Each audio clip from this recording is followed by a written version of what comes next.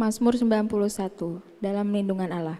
Orang yang duduk dalam lindungan yang maha tinggi dan bermalam dalam naungan yang maha kuasa akan berkata kepada Tuhan, tempat perlindunganku dan kubu pertahananku, Allahku yang kupercayai.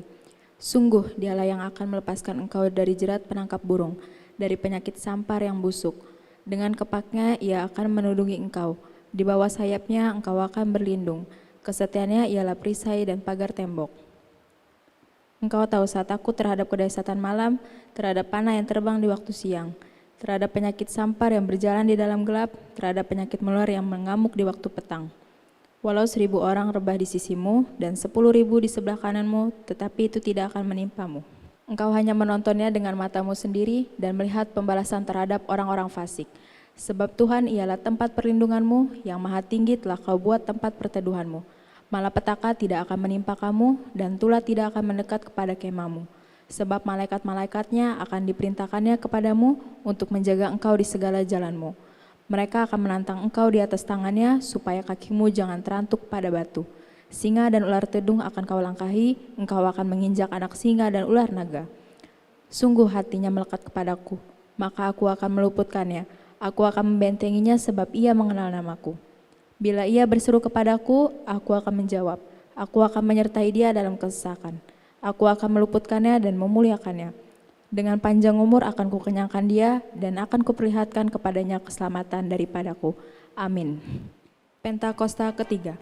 Pentakosta ketiga adalah pencurahan Roh Kudus yang dahsyat di zaman ini, melebihi yang terjadi di Azusa Street.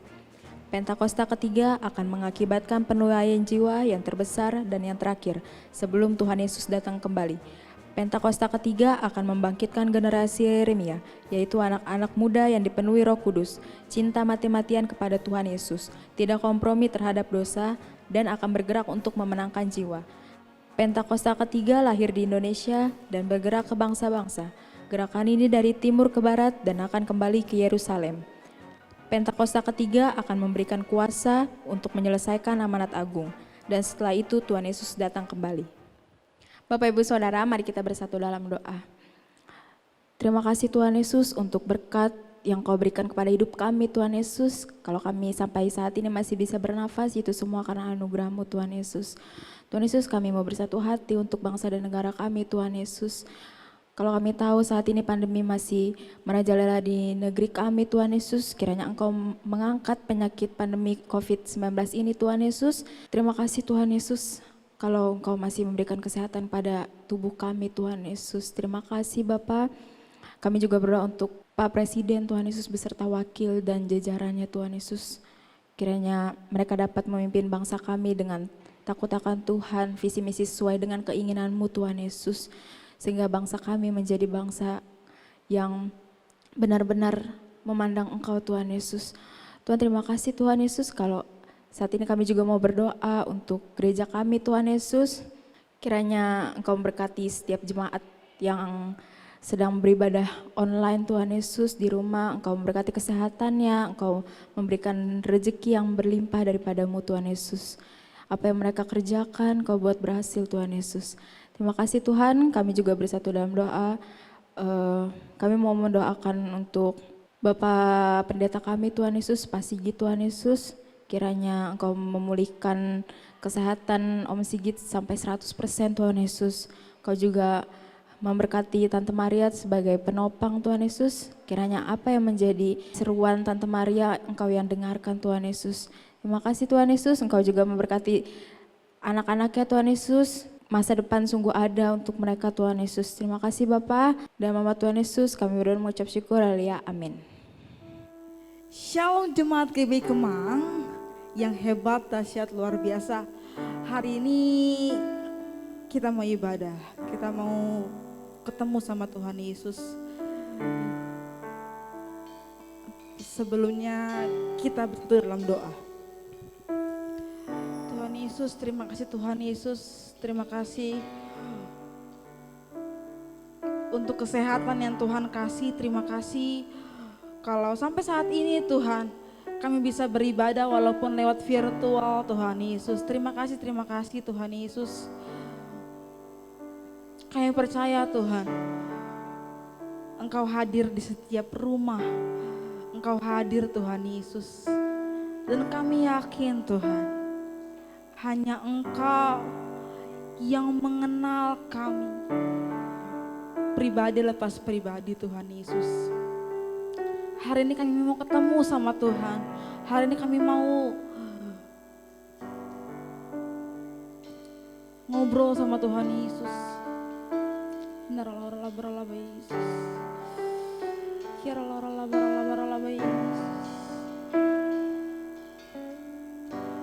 Kita siapkan hati kita yuk.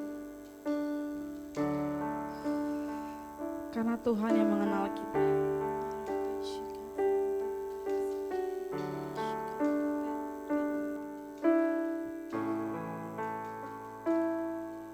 Bapa, Engkau mengenalku lebih dari siapapun. Engkau tahu ceritaku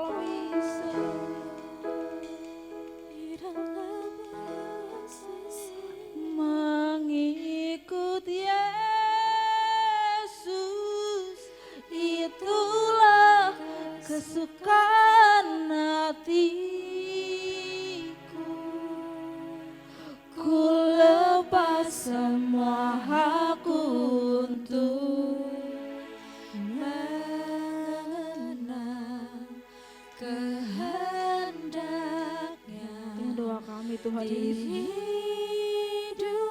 Ini keinginan kami Tuhan. Mengiring Yesus, itulah kekuatan hidupku. Ku yakin anugerahnya mampu jadikanku hamba yang berkenan selalu.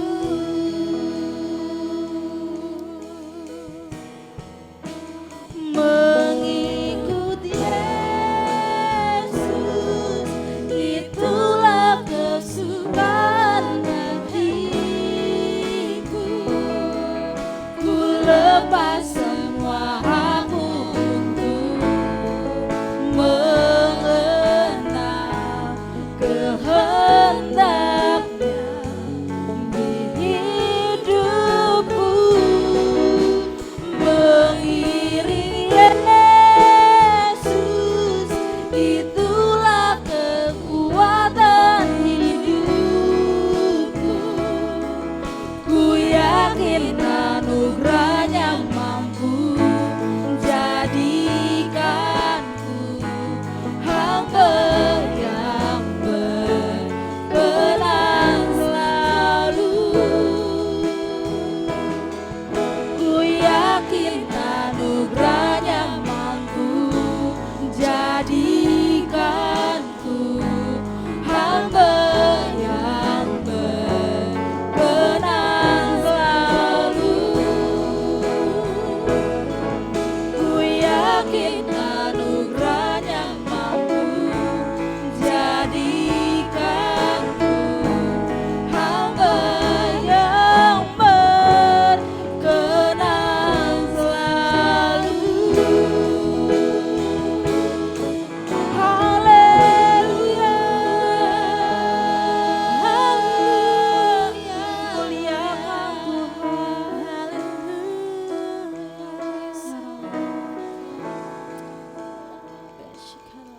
Terima kasih Tuhan, terima kasih Yesus.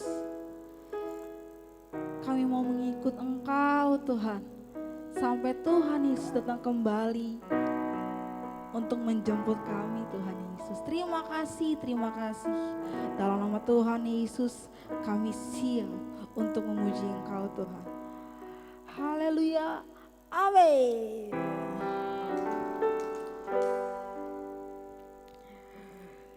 Yang siap memuji Tuhan, bangkit berdiri, sorak-sorai untuk Tuhan Yesus. Haleluya.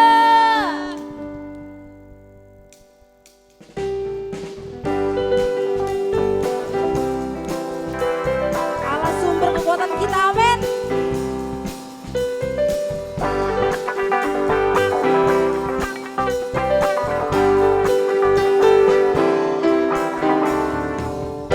Hanya Kau milikku di surga.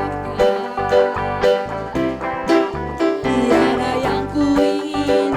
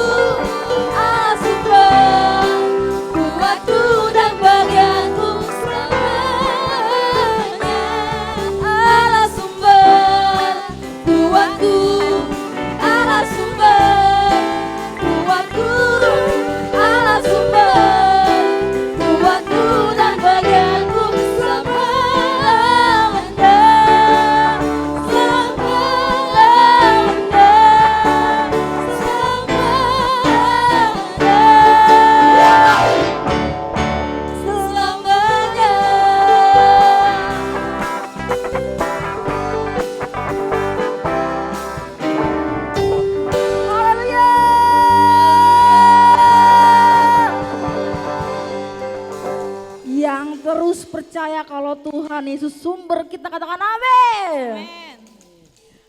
Silakan duduk saudara-saudara. Kita siapkan hati kita untuk mendengarkan firman Tuhan.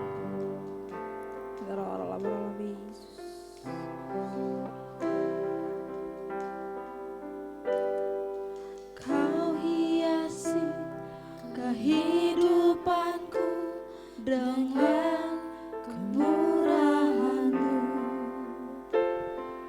Kau rancangkan masa depanku penuh dengan harapan.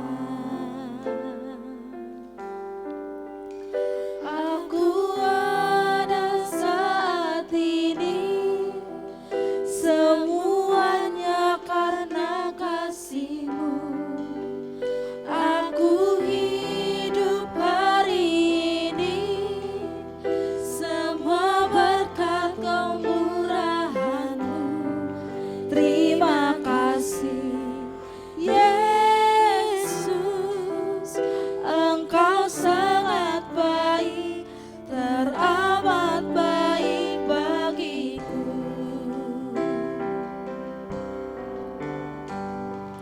Kau hiasi kehidupanku dengan kemurahan-Mu. Kau rancangkan masa depanku penuh dengan harapan. Aku ada saat ini, semuanya karena kasih-Mu. Aku hidup hari ini, semua berkat kemurahan-Mu.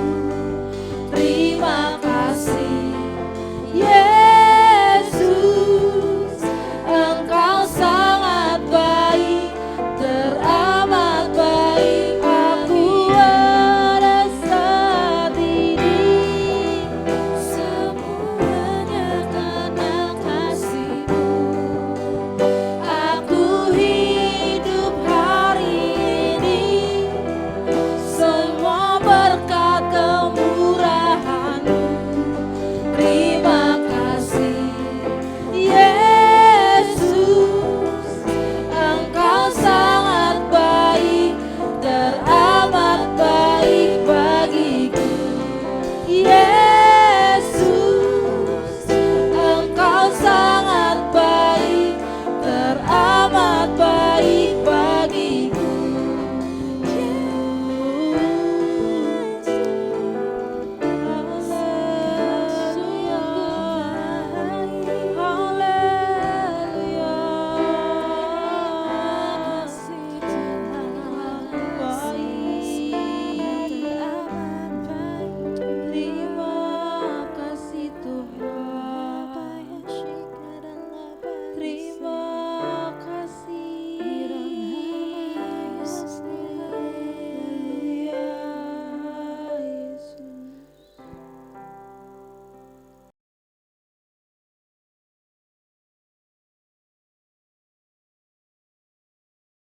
Shalom semuanya. Kalau kita melihat Wahyu 2 ayat 1 sampai dengan 7. Ini adalah pesan Tuhan Yesus kepada jemaat di Efesus. Tuhan Yesus berkata, "Aku tahu segala pekerjaanmu, baik jerih payahmu maupun ketekunanmu. Aku tahu bahwa engkau tidak dapat sabar terhadap orang-orang jahat. Ada yang menyebut dirinya rasul, tetapi sebenarnya mereka berdusta. Engkau tetap sabar dan menderita oleh karena namaku. Dan engkau tidak mengenal lelah.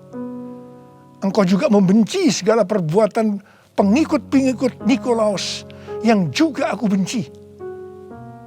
Namun demikian, aku mencela engkau karena engkau telah meninggalkan kasih-Mu yang semula. Sebab itu ingatlah betapa dalamnya engkau telah jatuh. Bertobatlah dan lakukanlah lagi apa yang semula engkau lakukan. Jika tidak demikian, Aku akan datang kepadamu, dan aku akan mengambil kaki dianmu dari tempatnya, jikalau engkau tidak bertobat.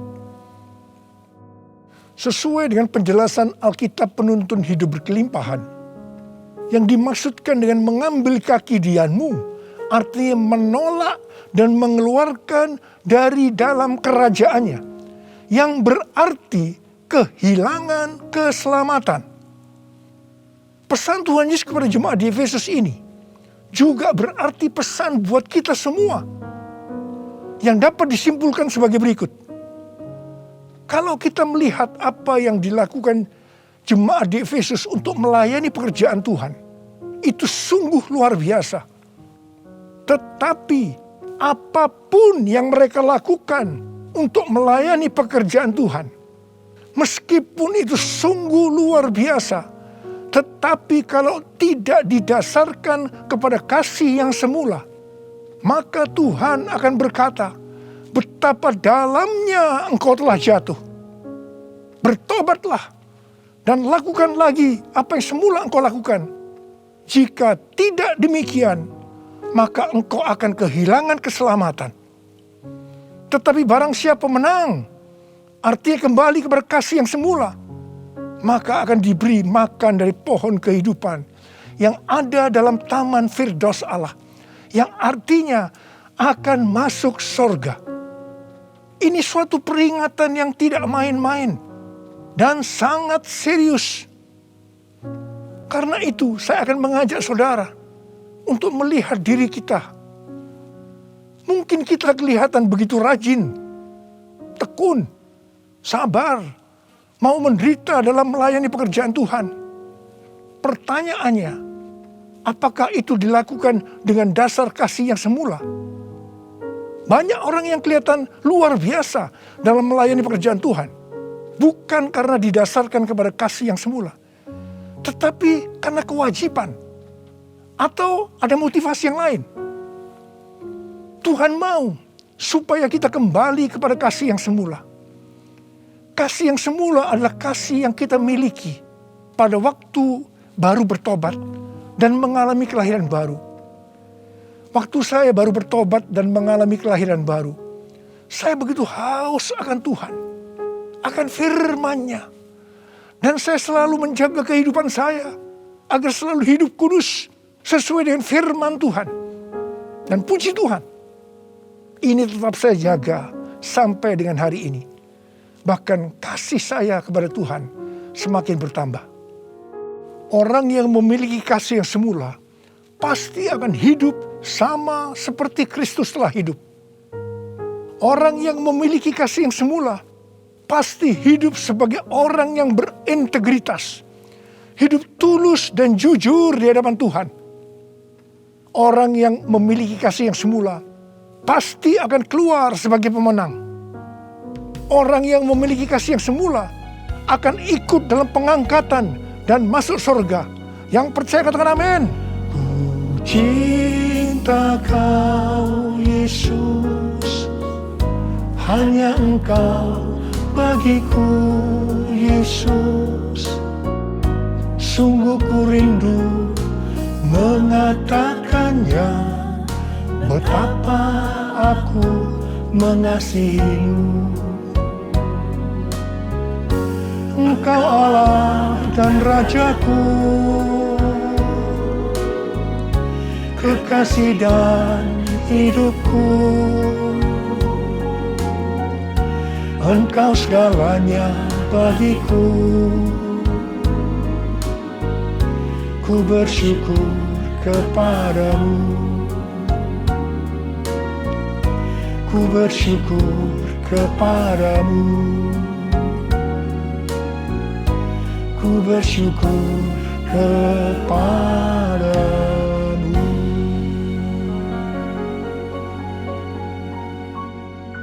Pada waktu Tuhan Yesus ditanya oleh murid-muridnya tentang tanda kedatangannya kembali dan tanda kesudahan dunia ini, Tuhan Yesus menjawab dalam Lukas 21 ayat 11 bahwa salah satunya adalah penyakit sampar. Jadi COVID-19 ini adalah salah satu tanda dari kedatangan Tuhan Yesus kembali. dan tanda kesudahan dunia ini. Awal tahun 2009, Tuhan berbicara kepada saya dengan sangat serius dari Wahyu 3 ayat 11 bagian A. Aku datang segera. Aku datang segera. Saya gemetar dan bertanya, Tuhan, apa yang akan Tuhan lakukan? Dan apa yang harus saya kerjakan? Lebih kurang 6 bulan kemudian, Tuhan baru menjawab pertanyaan saya dengan berkata, Aku akan mencurahkan rohku. Aku akan mencurahkan rohku. Pada saat aku mencurahkan rohku, akan terjadi seperti Yoel 2 ayat 28 sampai dengan 32. Akan ada 3 tanda yang terjadi. Tanda yang pertama, anak-anak, pemuda, orang tua akan dipakai Tuhan secara luar biasa. Tanda yang kedua, mujizat-mujizat akan terjadi secara luar biasa. Tanda yang ketiga, goncangan-goncangan juga terjadi secara luar biasa. Melalui 3 tanda ini, maka Yoel 2 ayat 32 akan terjadi. Yaitu akan banyak orang yang berseru kepada nama Tuhan. Dan mereka yang berseru kepada nama Tuhan akan diselamatkan. Jadi akan terjadi penuaian jiwa besar-besaran. Tahun 2013, Tuhan memberikan nama untuk pencurahan Roh Kudus ini adalah Pentakosta yang ketiga. Jadi salah satu tanda terjadinya Pentakosta yang ketiga adalah goncangan-goncangan. Sejak tahun 2009, hampir di setiap khotbah saya selalu mengingatkan tentang goncangan ini. Saya sering berkata, kalau saudara percaya akan terjadi goncangan-goncangan, katakan amin. Tetapi sering aminnya hanya sekedar berkata amin saja. Saya selanjutnya akan berkata, saudara tidak berkata amin pun, goncangan pasti terjadi. Biasanya kita akan tertawa setelah saya berkata seperti itu. Tetapi siapa mengira tanggal 2 Maret tahun 2020, Presiden Jokowi mengumumkan bahwa COVID-19 masuk ke Indonesia. Mulai saat itu goncangan karena pandemi COVID-19 mulai terjadi dan sampai dengan hari ini belum selesai. Banyak orang yang khawatir, ketakutan, bosan, jenuh, depresi. Ada juga yang sakit dan tidak sedikit yang meninggal. Pandemi ini juga mengakibatkan terjadinya krisis ekonomi. Ditambah lagi hari-hari ini pandemi semakin ganas dengan adanya varian Delta yang membuat penularannya jauh lebih cepat. Yang paling penting yang harus kita lakukan dalam menghadapi pandemi ini adalah kita harus makin sungguh-sungguh untuk mempersiapkan diri kita dalam menyambut kedatangannya yang kedua kali. Sebab Tuhan Yesus sendiri berkata bahwa sampar dalam hal ini COVID-19 adalah salah satu tanda akan kedatangannya yang kedua kali. Karena itu, seperti pesan Tuhan Yesus kepada jemaat di Efesus, yang berarti ini juga pesan buat kita semua pada zaman ini, bahwa kita harus kembali kepada kasih yang semula. Sebab hanya orang yang memiliki kasih yang semula yang akan ikut dalam pengangkatan. Yang percaya katakan amin. Dalam masa pandemi ini, kita harus mengerti bahwa pencurahan Roh Kudus yang disebut dengan Pentakosta yang ketiga sedang terjadi. Dalam pandemi ini kita harus mengerti bahwa ini adalah masa penuaian jiwa yang terbesar dan yang terakhir dalam menyelesaikan amanat agung untuk menjadikan semua bangsa murid Tuhan Yesus. Dalam masa pandemi ini, kita harus mengerti bahwa akan terjadi kebangkitan generasi Yeremia, yaitu anak-anak muda yang dipenuhi Roh Kudus, cinta mati-matian kepada Tuhan Yesus, tidak kompromi terhadap dosa, dan akan bergerak untuk memenangkan jiwa. Sucikan dan kuduskan hati ini untuk layak menghadap hadirat-Mu. Tubuh jiwa rohku kuserahkan padamu, ku menyembah-Mu. Tinggikan nama-Mu ya Tuhan, mulialah nama-Mu ya Tuhan.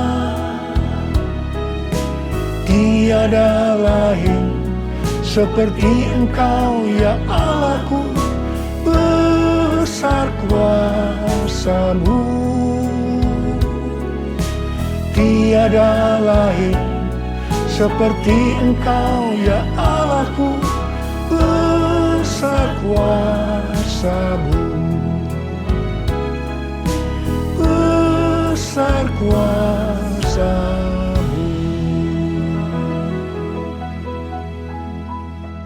Mazmur 127 ayat 1 dan 2 berkata, jikalau bukan Tuhan yang membangun rumah, sia-sialah usaha orang yang membangunnya. Jikalau bukan Tuhan yang mengawal kota, sia-sialah pengawal berjaga-jaga. Sia-sialah kamu bangun pagi-pagi dan duduk-duduk sampai jauh malam, dan makan roti yang diperoleh dengan susah payah. Sebab Ia memberikannya kepada yang dicintainya pada waktu tidur. Ayat ini mengingatkan kita bahwa dalam segala hal, termasuk dalam masa pandemi ini, kita harus mengandalkan Tuhan. Termasuk dalam hal membangun rumah, termasuk dalam hal perlindungan. Sesuai dengan Mazmur 91 dikatakan, kalau kita menjadikan Tuhan sebagai tempat perlindungan dan kubu pertahanan kita, maka kita tidak usah takut terhadap kedahsyatan malam, terhadap panah yang terbang di waktu siang, terhadap penyakit sampar yang berjalan di dalam gelap, terhadap penyakit menular yang mengamuk di waktu petang, termasuk dalam hal mencari nafkah di tengah-tengah krisis ekonomi yang terjadi hari-hari ini. Kita harus tetap mengandalkan Tuhan. Mungkin ada di antara saudara yang kena PHK, atau mungkin mengalami kesulitan karena banyak faktor sehingga mengalami kerugian, kesulitan untuk mencari keuntungan. Tetapi sesuai dengan ayat firman Tuhan tadi, kita diingatkan bahwa Tuhan justru akan memberikan berkat-Nya kepada yang dicintainya pada waktu tidur.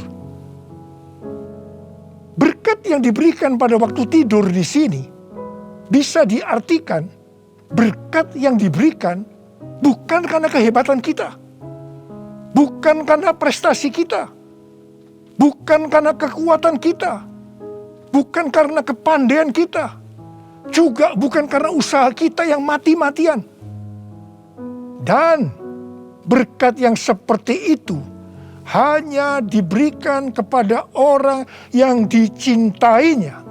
Haleluya! Kalau kita mengandalkan Tuhan, kita pasti menjadi orang yang dicintai Tuhan. Orang yang mengandalkan Tuhan adalah orang yang mengikuti segala perintah yang diberikan tanpa ragu-ragu, tanpa banyak pertanyaan, tanpa bersungut-sungut, tetapi dengan hati yang percaya disertai ucapan syukur. Demikian juga dalam menghadapi pandemi ini. Kalau kita mengandalkan Tuhan, itu berarti kita akan mengikuti perintah-perintahnya. Saya akan mengingatkan kembali tuntunan Tuhan sejak awal dari pandemi ini. Apakah saudara ingat? Dan apakah saudara tetap melakukannya? Mungkin ada yang berpikir bahwa pandemi ini sesuatu yang biasa. Mungkin karena sudah bosan, karena jenuh. Tetapi ingat, kita boleh bosan dan jenuh, tetapi COVID-nya belum bosan. Karena itu kita harus dengan serius menghadapi pandemi ini. Mari, saya akan ajak saudara untuk mengingat kembali tuntunan Tuhan. Yang pertama, Sesuai dengan 2 Tawarikh 7 ayat 13 dan 14 yang mengatakan bahwa kalau kita mengalami pandemi dan krisis ekonomi, maka kita harus merendahkan diri, berdoa, mencari wajah Tuhan, serta berbalik dari jalan-jalan yang jahat. Kalau kita melakukan itu, maka Tuhan akan mendengar dari sorga dan akan mengampuni dosa kita, serta memulihkan negeri kita Indonesia yang tercinta. Katakan amin. Yang kedua, kita diminta untuk menghardik COVID-19 dan krisis ekonomi dengan berkata, dalam nama Yesus, diam, tenanglah. Apakah saudara sudah melakukan ini? Yang ketiga, kita diminta memperkatakan Mazmur 91 karena kita percaya akan janji Tuhan. Yang keempat, kita diminta melakukan seperti yang dilakukan oleh Daud ketika Tuhan menghukum orang Israel, di mana ada 70.000 orang yang mati karena penyakit sampar. Daud waktu itu membuat mezbah di pengirikan milik Arauna dengan membayar harganya. Waktu itu Arauna akan memberikan secara gratis kepada Daud. Tetapi Daud tidak mau. Dia tetap mau membayar harga. Setelah Daud membuat mezbah, maka tulah sampar itu berhenti. Kalau kita mengharapkan pandemi akan berhenti, maka kita sebagai gereja-gereja Tuhan harus membuat mezbah, doa, pujian, dan penyembahan bersama-sama dalam unity. Minta belas kasihan turun. Minta belas kasihan turun ke atas Indonesia. Gereja jangan saling menyalahkan satu sama lain. Gereja jangan saling menjelekkan. Gereja harus membayar harganya dengan unity. Yang kelima, sesuai dengan Yesaya 26 ayat 20 dan 21. Maka kita diminta oleh Tuhan untuk bersembunyi barang sesaat lamanya sampai amarah itu berlalu, karena Tuhan akan menghukum penduduk bumi karena kesalahannya. Amsal 27 ayat 12 berkata, kalau orang bijak melihat malapetaka, bersembunyilah ia. Tetapi yang tidak berpengalaman berjalan terus, lalu kena celaka. Karena itu, mari biarlah kita menjadi orang yang bijak. Bersembunyi di sini bisa diartikan, kalau tidak ada keperluan mendesak, kita diam di rumah. Dan juga kita harus melakukan 6M. Yang pertama, memakai masker. Yang kedua, mencuci tangan dengan sabun. Yang ketiga, menjaga jarak. Yang keempat, mengurangi mobilitas. Yang kelima, menjauhi kerumunan. Dan yang keenam, melakukan vaksinasi. Yesus, Kaulah pembelaku. Pada siapa aku harus takut? Yesus, Kau perlindunganku. Ku tak gentar menghadapi musuh. Sekarang tegaklah kepalaku, hadapi lawanku yang berada di sekelilingku, dan mulutku memuji, bermazmur bagimu, bersorak bagi kebesaran-Mu. Sekarang tegaklah kepalaku, hadapi lawanku yang berada di sekelilingku, dan mulutku memuji, bermazmur bagimu, bersorak bagi kebesaran-Mu, bersorak bagi kebesaran-Mu, bersorak bagi kebesaran-Mu.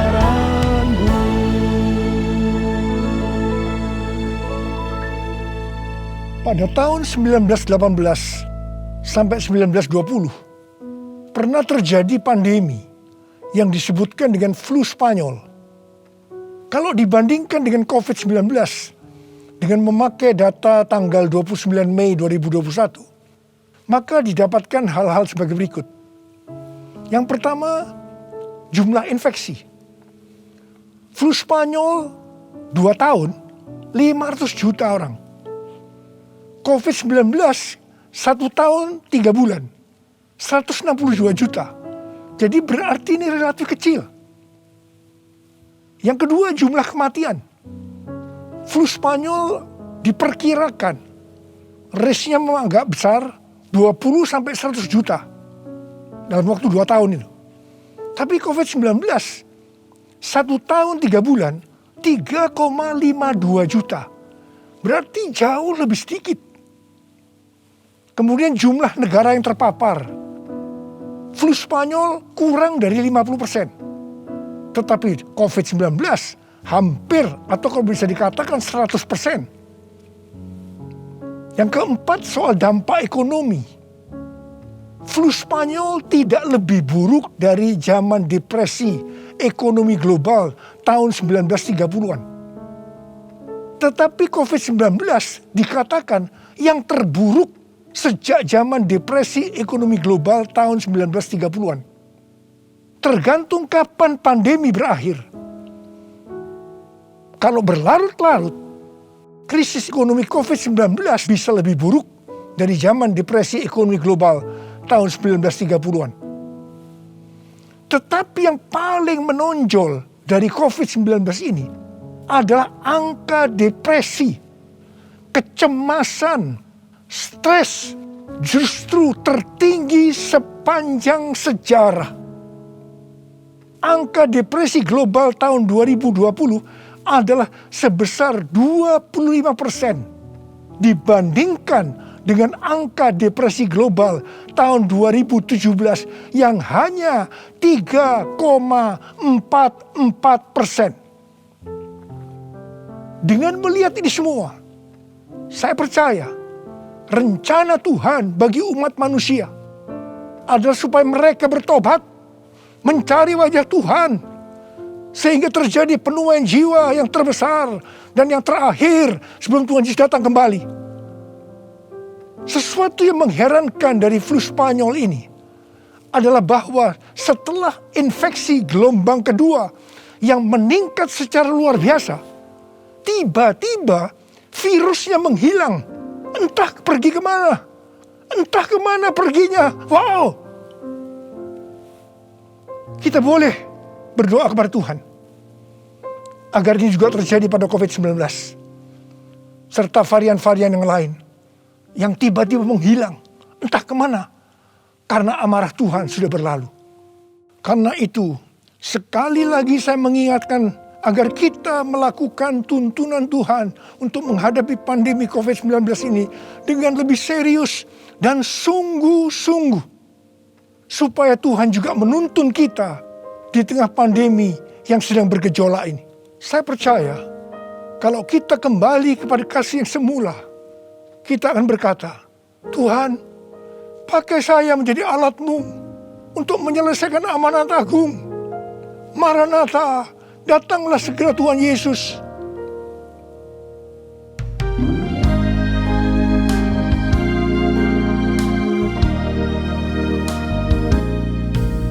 Tuhan, ini aku, jadikanlah ku alat-Mu untuk memberitakan Injil-Mu.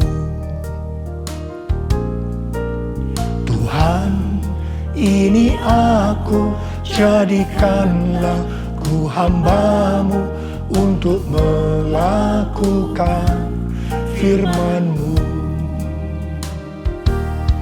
Penuhi hidupku dengan Roh-Mu, agar ku jadi saksi-Mu. Pakailah hidupku dan urapilah untuk kemuliaan nama-Mu, untuk kemuliaan nama-Mu, untuk kemuliaan nama-Mu. Urialaba syaralaba kana marabalaba. Oh ya la la bara bara bara bara bara bara bara bara. Oh ya la la bara bara bara bara bara bara. Ada berapa banyak di antara saudara yang berkata kepada Tuhan, Tuhan, ini saya Tuhan, ini saya Tuhan, pakailah saya menjadi alat-Mu untuk menyelesaikan amanat agung Tuhan Yesus. Saudara boleh angkat tangan saudara. Kau melihat anak-anak-Mu yang sedang mengangkat tangan Tuhan. Mereka siap Tuhan menjadi alat-Mu, pakai mereka untuk menyelesaikan amanat agung Tuhan Yesus. Ora terima pengurapan Tuhan, terima.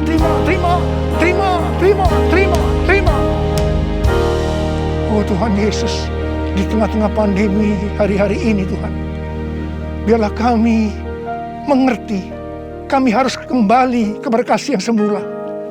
Tuhan, biarlah anak-anak-Mu mengerti akan hal ini. Mereka akan kembali kepada kasih yang semula ya Tuhan. Bapa-Mu berdoa buat mereka yang sekarang sedang terpapar dengan COVID-19 ini Tuhan. Mereka yang sekarang sedang mengalami krisis dalam ekonomi mereka. Tolong mereka Tuhan. Tolong anak-anak-Mu. Tolong mereka. Kasihanilah mereka Tuhan. Kasihani Indonesia. Kasihani Indonesia Tuhan. Kasihani Indonesia. Belas kasihan Tuhan turun ke atas kamu semua. Belas kasihan Tuhan turun ke atas Indonesia. Terima kasih dalam nama Yesus. Dalam nama Yesus. Haleluya. Amin. Mari saudara, kita akan masuk dalam perjamuan kudus. Kita akan mengingat ayat ini. Sebab setiap kali kamu makan roti ini dan minum cawan ini, kamu memberitakan kematian Tuhan sampai Ia datang. Perjamuan kudus adalah perjamuan Tuhan Yesus sendiri. Setiap kali kita masuk dalam perjamuan kudus, Tuhan Yesus selalu berkata, biarlah ini menjadi peringatan akan daku. Biarlah ini menjadi peringatan akan daku. Mari, arahkan hati kita kepada kebaikan Tuhan. Mari, tundukkan kepala. Bapa, siapakah kami ini sebelum kami mengenal Engkau? Kami ini orang berdosa. Upah dosa adalah maut, mati. Tapi Engkau yang tidak berdosa telah dijadikan dosa oleh karena kami semua. Engkau harus turun dari sorga mulia, menjelma menjadi manusia, mati ganti kami dengan penderitaan yang luar biasa. Dan Kau dibangkitkan kembali. Bapa, betapa baiknya Engkau itu. Engkau jadikan kami sebagai anak-anak-Mu.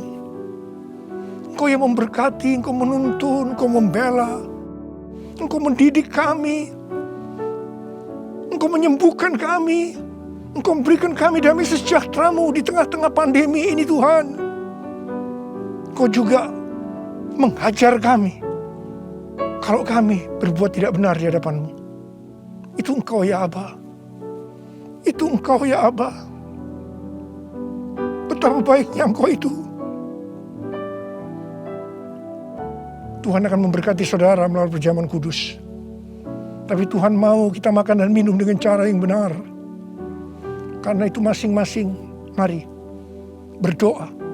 Masing-masing introspeksi. Lihat keadaan diri kita masing-masing saat ini. Kalau ada dosa yang selama ini belum diselesaikan dengan Tuhan, ini saatnya. Sebelum kita masuk dalam perjamuan kudus, kita selesaikan di hadapan Tuhan. Minta ampun. Minta ampun. Minta ampun. Ampuni. Ampuni saya Tuhan, katakan. Ampuni saya. Ampuni saya. Engkau melihat anak-anak-Mu sedang meminta ampun ya Tuhan. Ampuni. Ampuni ya Tuhan. Ampuni. Bapa terima kasih. Layakkan kami masuk dalam perjamuan kudus. Berkatilah kami semua. Engkau mengasihi kami semua ya Tuhan. Kami akan masuk dalam perjamuan kudus dengan hati yang penuh ucapan syukur. Dalam nama Yesus. Amin. Sekarang, mari angkat roti di tangan kanan kita tinggi-tinggi. Sebab apa yang telah kuteruskan kepadamu telah aku terima dari Tuhan. Yaitu bahwa Tuhan Yesus pada malam waktu ia diserahkan mengambil roti. Dan sesudah itu ia mengucap syukur atasnya. Ia memecah-mecahkannya dan berkata, inilah tubuhku yang diserahkan bagi kamu. Perbuatlah ini menjadi peringatan akan aku. Sudah dikasih Tuhan. Bukankah roti yang kita pecah-pecahkan ini adalah persekutuan kita dengan tubuh Kristus? Mari kita makan dalam nama Yesus.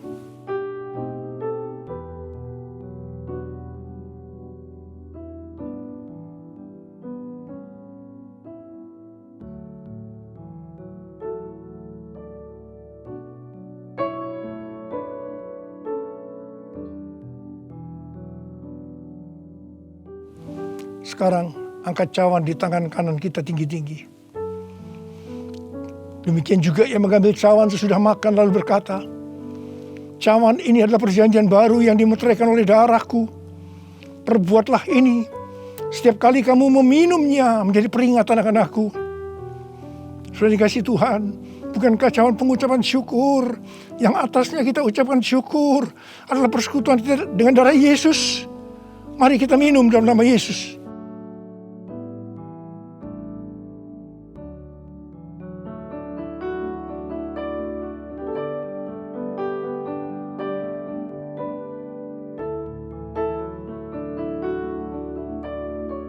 Mari angkat tangan kita.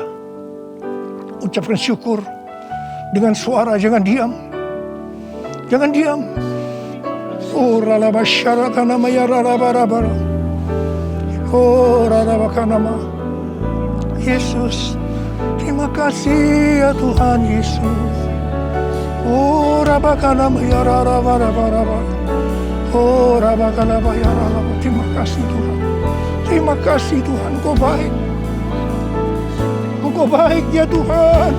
Dalam seluruh hidup kami Engkau baik Tuhan. Engkau baik. Engkau baik Tuhan. Engkau baik Tuhan. Engkau baik. Terima kasih, terima kasih, terima kasih. Mari katakan bersama saya. All my life you have been faithful. And all my life you have been so good. With every breath that I am able, I will sing of the goodness of God. All my life you have been faithful, and all my life you have been so good. With every breath that I am able, I will sing of the goodness of God.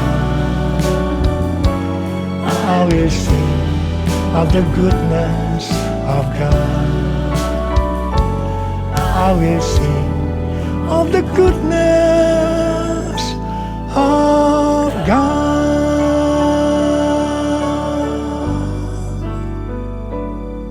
Terima kasih. Terima kasih Abah. Terima kasih. Terima kasih Abah. Terima kasih. Terima kasih. Engkau baik kepada kami semua. Terima kasih. Terima kasih. Dalam nama Yesus. Amin. Angkat tangan saudara. Terimalah berkat Tuhan. Kasih karunia yang berlimpah-limpah daripada Allah Bapa dalam anak yang tunggal Yesus Kristus. Persekutuan yang manis dengan Roh Kudus menyertai saudara sekalian mulai hari ini. Sampai Tuhan Yesus datang menjemput kita di awan-awan dan bahkan sampai selama-lamanya. Yang percaya bersama-sama katakan, Amin.